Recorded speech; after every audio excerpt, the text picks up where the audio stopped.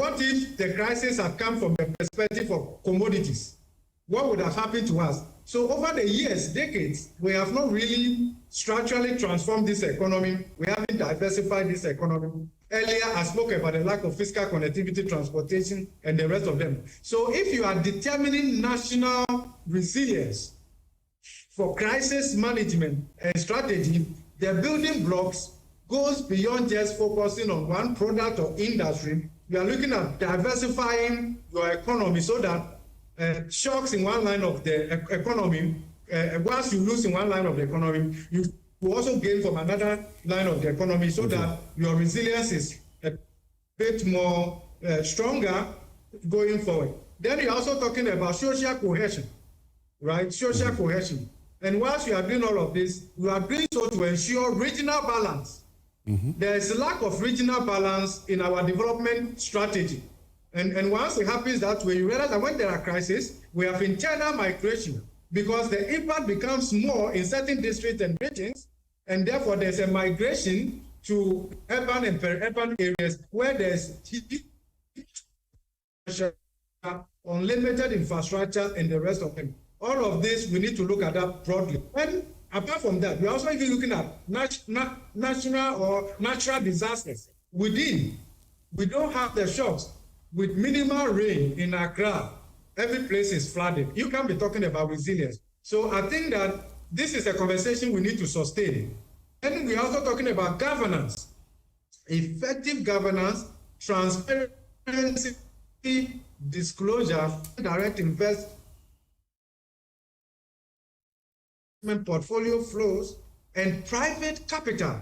Wasting. It will interest you to note that the reason we talk about lack of funding and challenges in Africa is not because Africa doesn't have resources. In fact, Africa is a net creditor to the rest of the world.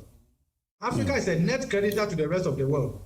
Africa is the only continent, and Ghana for that matter, where water flows upwards and there's redistribution of wealth. It's simply because we have not built governance institutions that fosters trust in government and government institutions that allows us to plow back our own funding to finance our development outcome and own the development process.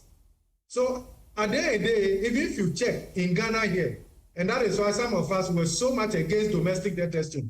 If you check in Ghana here, the upper middle income class are essentially looking at how they can externalize their wealth, invest offshore, as a form of security and the rest of them. Meanwhile, it's the same country that needs resources to invest in critical infrastructure and the rest of them. So in building resilience, it's not like a big ticket project you want to look at. You are looking at a gamut of factors, building blocks that must come together to build confidence, national cohesion, from governance to product innovation to technology and all of that. All of that must work together and reinforce each other.